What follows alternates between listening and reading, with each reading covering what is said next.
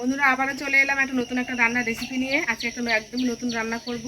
আর কালকের মতনই কালকে রান্না করেছিলাম কাঁঠালের তরকারি, যেটা এখন একদিন চলে যাচ্ছে, কারণ দুদিন পরে পেকে যাবে আর কি, পেকে যাচ্ছেও এখন।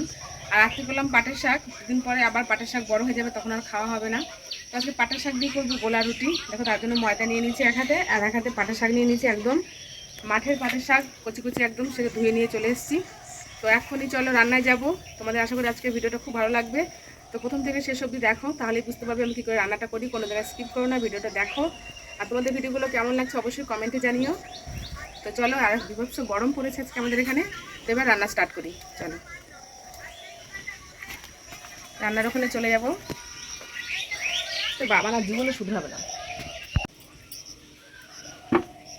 তো সবার প্রথমে এখন পাটের শাকটা কেটে নেবো সুন্দর করে। পাটের শাকটা যতটা ভালো করে কাটা হবে ততটাই ভালো হবে আর কি।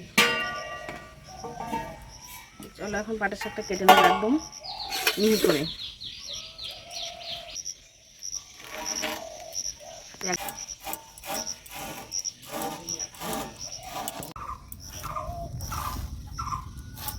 দেখেছো কতটা মিহি করে আমি কাটছি? এর থেকে আরও মিহি করলে বেশি ভালো হতো।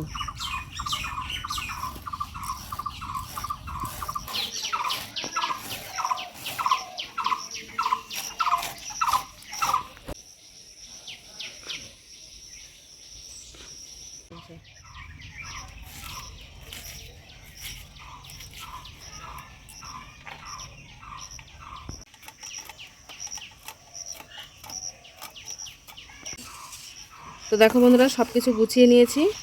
এই ময়দার মধ্যে প্রথমে লবণ দিয়ে দেবো, লবণটা বেশি হচ্ছে। আর দিয়ে দেবো একটু পাটের শাক, এই যে পাটের শাক অল্পই দিলাম। আর দিয়ে দেবো লঙ্কা, দেখো অনেকটাই কুচিয়েছি, লঙ্কাটা সমস্তটাই দিয়ে দেবো।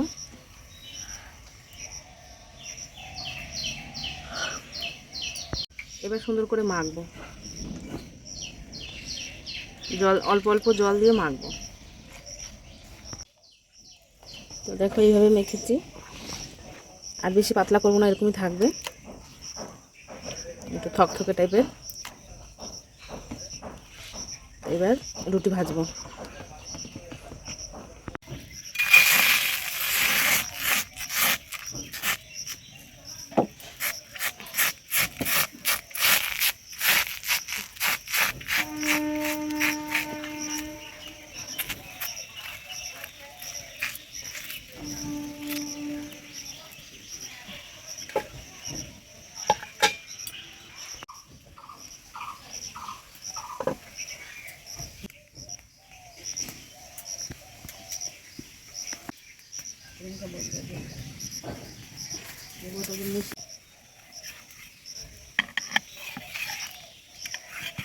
দেখেছো কত সুন্দরভাবে উঠে যাচ্ছে, কত সুন্দর হলো রুটিটা।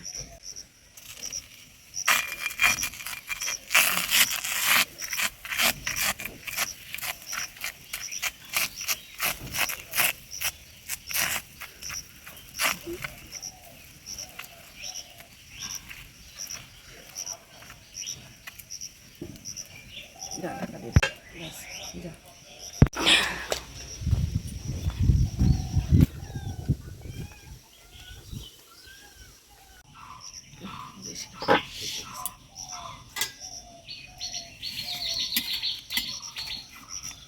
হাত দিয়ে উঠে যাবে, দেখো কতটা সুন্দর হয়েছে।